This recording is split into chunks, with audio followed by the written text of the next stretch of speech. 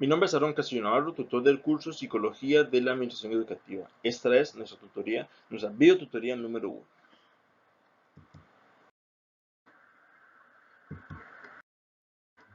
El primer tema que vamos a desarrollar es la psicología de la organización como disciplina científica, objetivos, problemas, interacción y la comunicación social. Y el tema número 2 va a ser la escuela y su relación con el medio. Para el tema número 1 vamos a desarrollar la lectura titulada La psicología en el escenario del trabajo de Rodríguez y Posadas 2005.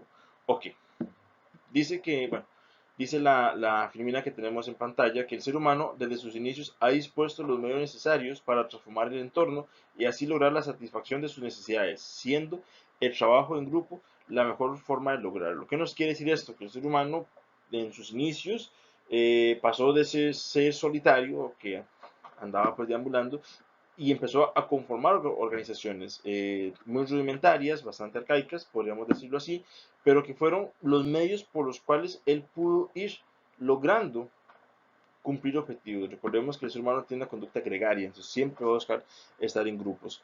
Dice también, de esta forma, con el paso de los años y los avances tecnológicos y eventos históricos, la forma de abordar y comprender la labor de los seres humanos en los grupos ha cambiado de manera constante. Por ejemplo, la lectura en su página 62 nos habla de algunos sistemas que se han utilizado para comprender el comportamiento del ser humano en grupos. Entonces, por ejemplo, nos menciona la Dirección Científica del Trabajo, por sus siglas DCT, y el módulo burocrático. Aunque no lo vamos a explicar a detalle, sí quiero hacer mención de ellos en el sentido de que cada una de estas modelos, estas escuelas de pensamiento, estas líneas de pensamiento, buscan explicar, buscan cómo comprender o implementar el conocimiento acerca de cómo funciona el ser humano en comunidad.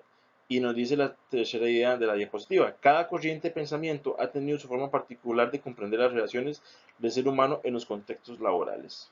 Siempre hago mucho énfasis en que no es que una escuela de pensamiento o una corriente de pensamiento es errónea y que la otra es la correcta, sino que cada una va naciendo de acuerdo al contexto donde se desarrolla, donde se desenvuelve. Un momento histórico, un momento económico, un momento político, y responde a las necesidades. Evidentemente, conforme avanzan los años, conforme la tecnología crece, como mencionaba en la idea anterior de esta diapositiva, esas escuelas de pensamiento se irán modificando, dejando de lado algunas concepciones o algunas otras las siguen manteniendo y más bien las enriquecen.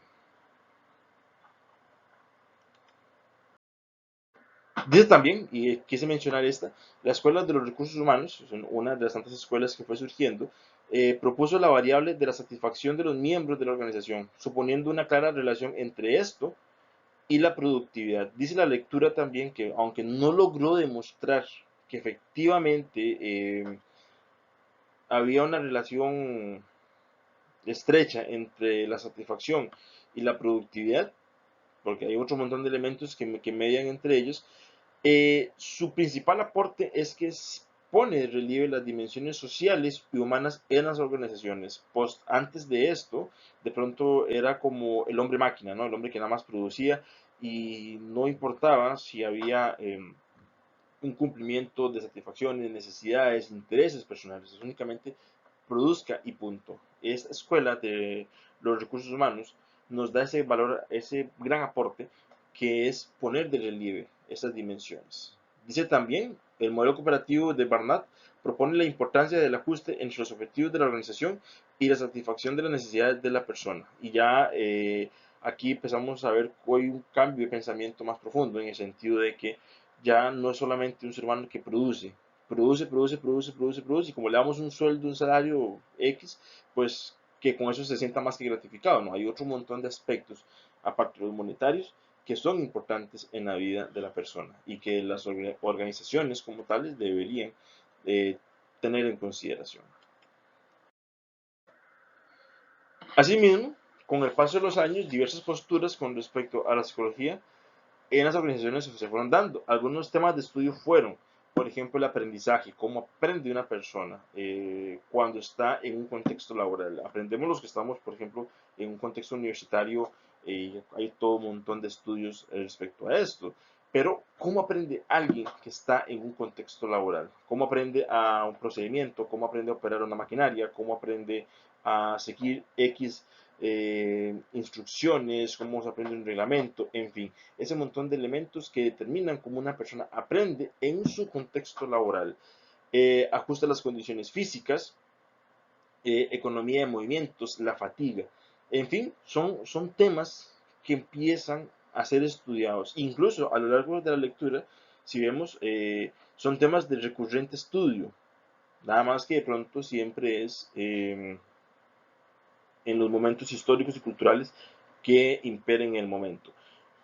Qué sé yo, la fatiga en este momento, estudiar la fatiga en un contexto laboral es completamente distinto a cuando hablamos de la fatiga de hace unos 30 años, cuando había menos condiciones ergonómicas, las maquinarias tal vez eran un poco más rudimentarias, entonces la fatiga era otra. En este momento, nuestra fatiga deriva, por ejemplo, de largas horas de trabajo enfrente a un computador, largas horas de trabajo usando pantallas en nivel general, largas horas de trabajo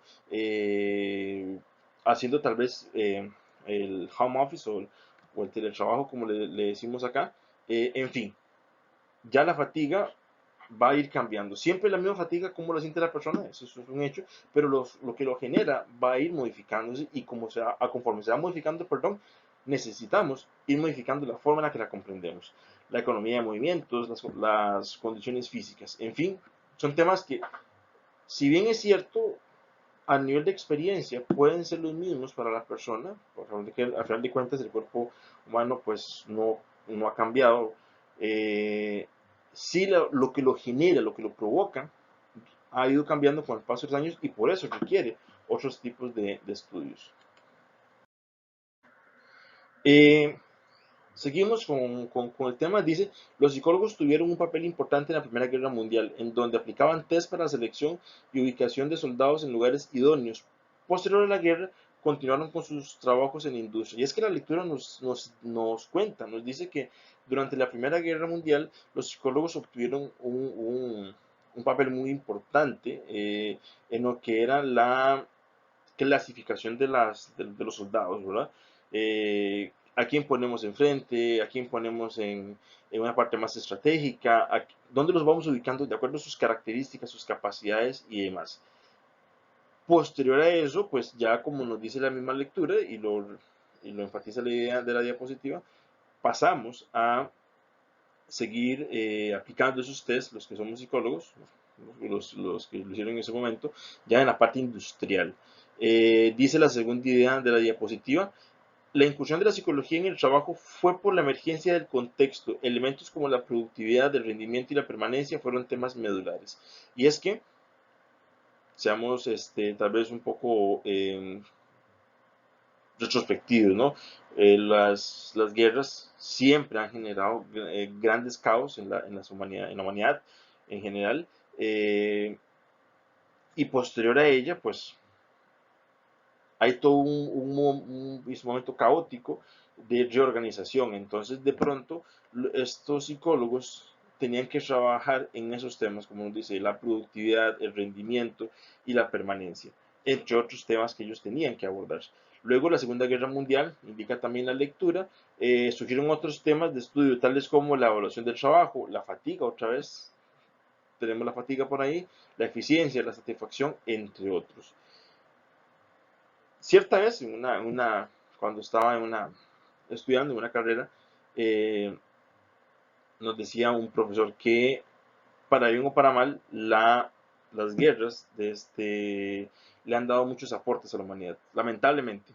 Y no vamos a hacer que son buenas, sino que muchos de los avances o muchas de las cosas que tenemos hoy día han surgido o han sido pues productos de las guerras. Y en este caso, vemos cómo los psicólogos, después de estas guerras mundiales, hicieron incursión para poder mejorar las condiciones de trabajo de las personas que en su momento estaban en las empresas.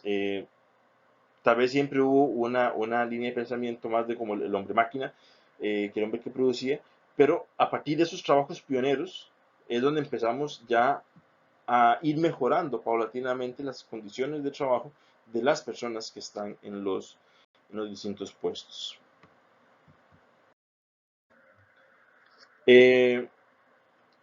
Dice, bueno, Dunet, en el 86, citado en Rodríguez y Posadas, expone, y citamos textualmente, la principal contribución de la que la psicología puede aportar a la industria es introducir el método científico como base para derivar las decisiones que impliquen y apoyen en la conducta humana.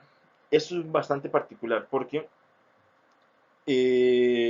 la psicología, desde que nace como ciencia, hace ya pues, muchos años, ha tenido que luchar fuertemente, tanto a nivel interno, porque tal vez al principio los métodos eran muy introspectivos, no había tanto rigor científico, como a nivel externo, en el sentido de que ha tenido que construir su propio método de trabajo, el cual cumpla con los estándares científicos. Entonces, principalmente se le debe este aporte a lo que es la psicología conductista, que en el mismo texto la menciona, y es que busca en todo momento tener un método de observación claro y conciso sobre la conducta humana. O sea, una conducta observable, qué patrones tiene, qué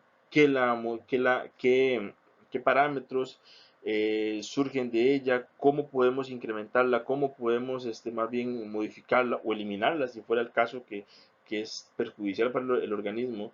Eh, y esa metodología, ese estudio del comportamiento sistematizado, metodológico, es lo que permite que tengamos avances importantes. Y llevando eso a los contextos de trabajo, se convierte en el principal aporte de la psicología al, a la industria como tal.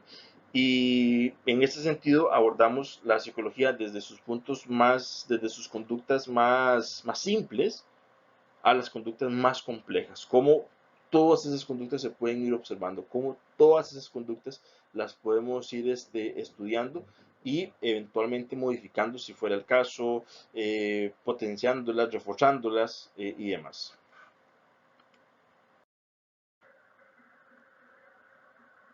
Ahora bien, sigue Rodríguez y Posadas, nos plantean que la psicología del trabajo pretende ser una ciencia diversa, que esté aplicada y compuesta por otras subespecialidades. Entonces, por ejemplo, nos habla de lo que es la psicología personal, que de acuerdo con el texto, vamos a ver si lo encontramos por acá.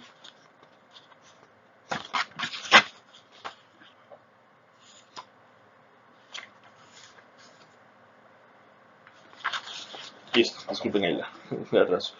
La psicología personal que tienen que ver con las diferencias individuales que tenga la persona, ese montón de características que le son propias y particulares de. Es evidente que en una entidad, en una empresa, y aquí seamos amplios cuando hablamos de organización, si le damos la palabra empresa o industria, pues nos imaginamos algo más corporativo. Si hablamos de la organización, podemos hablar tanto de lo público y lo privado, y en este caso estamos enfocando nuestro pulso a lo que son las organizaciones educativas. Entonces, también cuenta. En una escuela, en un colegio, como para contextualizarlo, hay diversidad de personas y eso es más que evidente. Desde la misma población estudiantil, que pues, son de diversas familias, diversas comunidades, diversas etnias, nacionalidades y demás. Ya eso implica diferencias, pero también en los docentes mismos, hay docentes de diversas tipos, en el sentido de que cada uno tiene sus creencias, sus particularidades, sus gustos, sus tendencias, y ese montón de elementos son los que tenemos que tener en consideración. También nos habla de la conducta organizacional, que esa está muy relacionada con lo que es el ambiente laboral. Dice el texto que aborda sobre aspectos como actitudes, comportamientos, comunicación, liderazgo, todo lo que tiene que ver, o podríamos considerarlo como ambiente laboral. Psicología de la ingeniería, y aquí hace una relación el desempeño del ser humano, el del hombre máquina, pero más que el hombre máquina es el ser humano operando sobre las máquinas como tales. Es un hecho que para, por ejemplo, operar una computadora, para operar qué sé yo, la videoconferencia que estamos haciendo en este momento, que está siendo pregrabada para que después ustedes la puedan observar, requiere ciertas características que no van a ser las mismas que, por ejemplo, la persona que está operando maquinaria pesada, arreglando las carreteras de nuestras comunidades, que tampoco van a ser las mismas que la persona que está operando maquinaria agrícola para producir los alimentos que llegan a nuestras mesas, ni las mismas de las personas que están en maquilas produciendo la ropa que nos ponemos, o la tela para ropa que nos ponemos. En fin, donde el ser humano eh, manipule una máquina, sea hombre, sea mujer, siempre van a haber características particulares, tanto del procedimiento, de cómo funciona esa máquina como tal, como la persona cómo hace para comprender esa instrucción. También tenemos muy importante el asesoramiento, perdón, vocacional y de carrera. Eso ya tiene que ver más con el tema aptitudinal de la persona. Ok, yo, Aaron Castillo Navarro, según mis cualidades, cuál es la carrera que más se me da, cuáles las tareas que mejor me desempeño, cuáles son mis puntos débiles para poderlos mejorar. Y lo que tiene que ver con desarrollo organizacional y relaciones humanas. Y esto tiene que ver mucho con el tema de los cambios en el ser humano, cómo los seres humanos vamos trabajando con los diversos eventos que suceden en nuestro contexto. Y aquí metemos el tema como por ejemplo la comunicación, las relaciones humanas, el manejo del cambio, como ya se los mencioné hace un momento. Bien, el, la lectura número 2 del tema número 2 se llama la administración educativa y su fundamentación epistemológica. Esta lectura es de Salas en el 2002, y inicia con una cita de Chevenato. Chevenato es un reconocido autor de administración, pues, muy influyente en la actualidad, que nos dice: el objeto de estudio de la teoría administrativa en general es la gestión de las organizaciones, esto es, la búsqueda del logro, eficacia, de sus fines específicos con el uso más racional de los recursos, eficiencia, donde tales fines se encuentran determinados por la naturaleza y características particulares de la organización.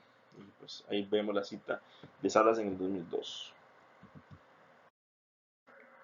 Aquí tenemos un esquema que lo tomamos de la lectura, donde vemos que la organización educativa, la escuela, el colegio, incluso la universidad también, es un confluyente de otras disciplinas, otras áreas, en este caso las ciencias de la educación, lo que tiene que ver meramente con lo que es la pedagogía, la didáctica, todo lo que es la educación como tal, la teoría administrativa, que es ya la parte, la gestión administrativa, valga la redundancia, de los centros educativos, que es por ejemplo lo que estudiamos en este curso, o parte de lo que estamos en este curso, y otras disciplinas. En el centro educativo confluyen esos elementos de manera simultánea y al tiempo, al momento. Eh, la lectura, y quise rescatar a ese autor porque me parece muy interesante, citado en el 96 por Gómez y citado en el 2002 por Salas, indica que para que una disciplina sea científica tiene que cumplir con una serie de indicadores, los cuales, por ejemplo, tiene que haber una comunidad de investigadores con flujo constante de información. Por ejemplo, en educación hay una constante generación de conocimiento, tanto a nivel pedagógico y didáctico, como también en el caso que nos involucra en este momento, a nivel de administración educativa.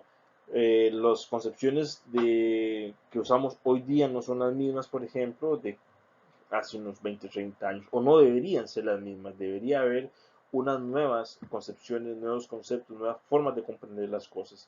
Hay un sistema social que aprecia y valora el trabajo científico hecho. De pronto, aquí cuando usted escucha que en la escuela de su comunidad, en el colegio de su comunidad, reconocen el trabajo que está haciendo ese director, esa directora, hay una comunidad social que reconoce ese trabajo, o lamentablemente en su efecto, cuando más bien los comentarios son negativos, igual hay un sistema social que en este caso valora negativamente el trabajo que se está haciendo.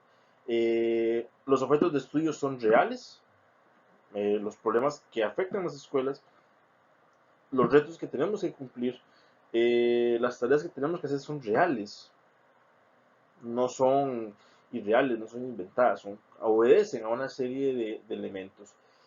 Ontológica y epistemológicamente estamos definidos. ¿Qué nos quiere decir esto? Que tenemos un sustento teórico, tenemos un sustento de la razón de ser de lo que estamos haciendo. No es únicamente que estamos haciendo un trabajo a saber Dios por qué se hace, ¿no? Hay un por qué lo estamos haciendo. Y como nos dice también, sus teorías y métodos explican la realidad. ¿Esto cómo lo vemos? Porque abordan situaciones que realmente están ocurriendo. Eh, por ejemplo, cuando trabajamos o abordamos todo lo que es control interno, bueno, el control interno es una ley que nació por allá de 1992, que obedece a una serie de principios. Cuando hablamos de MESEC, que tomamos en cuenta los principios de Deming, que es un autor que o es muy usado cuando se habla del modelo de evaluación de la calidad de la educación costarricense, MESEC, en fin, hay teorías y sus métodos abordan esa realidad que nos está circundando en ese momento en particular. Eh, Dice que su cuerpo de datos está actualizado, permite operar. O sea, ¿qué nos quiere decir esto? Que hay una serie de datos que han estado sistematizados que buscan operar sobre la realidad. ¿Qué nos quiere, o sea, o qué queremos decir con esto?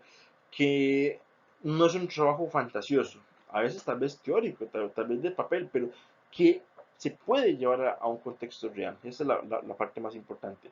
Los problemas que aborda forman parte de su dominio. Eh, ¿Qué nos quiere decir esto? Que, por ejemplo, cuando trabajamos problemas a nivel educativo, a nivel de administración escolar, a nivel educativo, no estamos abordando temas que están fuera de nosotros. O sea, cuando hablamos de problemas que suceden en el centro educativo, vamos a abordarlos porque son que tienen que ver con disciplina escolar, que tienen que ver con ausentismo, que tienen que ver con rendimiento escolar, que tienen que ver con convivencia, que tienen que ver con cumplimiento del programa X, dominio conceptual en tales áreas. No nos vamos a meter, por ejemplo, en temas que están fuera de nuestra jurisprudencia, por así decirlo. Podríamos analizar temas que son externos a nosotros y que nos influyen, pero nuestro foco de atención está en lo que a nosotros nos compete. Y, bueno, como nos dice, los objetivos que persigue son parte de su campo y los métodos escrutables son escrutables y justificables. Posteriormente, otro autor que menciona la lectura es Kuhn, que bueno, en 95 citado en Salas 2002, indica que para que exista una disciplina tiene que cumplir cierto paradigma. Y aquí vemos el paradigma que nos propone el autor. Dice que tiene que haber una problemática de estudio, tiene que haber fundamentos epistemológicos que la rijan, tienen que haber supuestos teóricos, tienen que haber prescripciones metodológicas y tienen que haber proyecciones de aplicación. En fin, eh, como vemos, para hablar de una disciplina científica que cumpla eso, tiene que ser muy puntual en las cosas que presenta. No puede ser una disciplina que carezca de alguno de ellos, que por ejemplo no tenga una problemática definida o que no tenga un fundamento teórico, epistemológico bien clarito que lo delimite. Ni tiene que tener, o si por ejemplo no sabemos dónde aplicarla. En esos casos, según lo que nos propone el autor Kuhn, no estaríamos hablando de una disciplina científica, tal vez pseudocientífica, o que más bien estamos errando en nuestra definición, pero definitivamente no sería una disciplina científica. Ahora bien, ¿qué tenemos que hacer para estas unidades? Bueno, para el tema número 1, una línea del tiempo, dice, textualmente les leo, esta línea es una herramienta de estudio que permite ver la duración de los procesos, la simultaneidad o densidad de los acontecimientos, la conexión entre sucesos que se desarrollan en un tiempo determinado y la distancia que separa una época de otra. En resumen, una línea del tiempo es una línea segmentada por años, donde por años vamos a ir viendo los principales hechos, los principales eventos. Algunas indicaciones, bueno, una línea del tiempo tiene que tener un orden cronológico. Por ejemplo, qué sé yo, lo que sucedió en el año 1940, lo que sucedió en 1945, después en 1950. No podemos devolvernos, por ejemplo, que en 1940 y seguidamente avanzando ponemos o anotamos lo que sucede en 1920, porque estaríamos regresándonos en el tiempo. Y pues aunque tal vez hayan fluctuaciones, pues los años van sucediendo de manera cronológica. Entonces es importante que tengamos ese cuidado. Pueden hacerlo, bueno, hay aplicaciones en línea para poderlo hacer, ustedes pueden tomar la que mejor les parezca. Algunas de ellas permiten que descarguemos en PDF, en imagen, algunas de ellas más bien nos dan un link que nos redirecciona. Entonces, sea cual sea la que usemos, tengamos cuidado, por ejemplo, de que sea siempre legible, de que mi persona como tutor y que revisa el trabajo lo pueda pues, apreciar bien, lo pueda revisar y leer bien, y pues que no nos dé problema. Y obviamente no buscar algunas de las que sean versiones pues, gratuitas, ¿no? De libre uso. Y para el tema número 2, que es una síntesis, la síntesis dice es la identificación de las ideas principales de un texto con interpretación personal del lector. Esa interpretación es producto de lo que se haya comprendido del tema de estudio. Asimismo, el lector o lectora puede enriquecer sus estudios o puntos de vista mediante la indicación en otras fuentes de información, empero tales fuentes deben ser confiables. Ok, una síntesis no es un resumen es cuando usted identifica las principales ideas del texto y las anota y le da una reacción para que quede un poquito, una lectura bastante coherente, bastante fluida, pero usted no hace ninguna interpretación, usted nada más anota las ideas principales. Una síntesis es la interpretación personal que da el lector al texto. Entonces, hace la lectura, identifica las ideas principales y cómo las interpreta desde su óptica personal, justificando, explicando, si incluso necesita otros autores para poder ampliar sus puntos, bien sea que esté a favor de lo que se plantea en el texto o en contra y necesita refutarlo, siempre puede hacer uso de otros autores como referencia. Sin embargo, y vuelvo y repito, estos autores tienen que estar plenamente, que se puedan eh, referenciar para que podamos pues tener una cita que sea válida.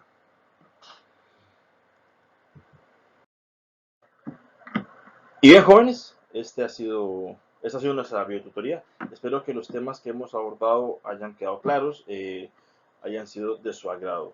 Recuerden que nos seguimos viendo en las demás entregas, nos quedan todavía 2 videotutorías más.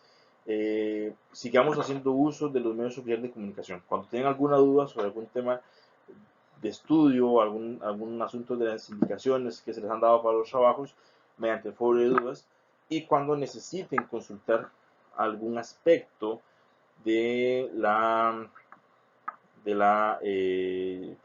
más personal, digámoslo así, pues al correo interno. Entonces, de mi parte, que estén muy bien, que Dios me los bendiga allá en sus hogares y nos estamos viendo en próximas entregas. Un saludo cordial a todos y cada uno de ustedes.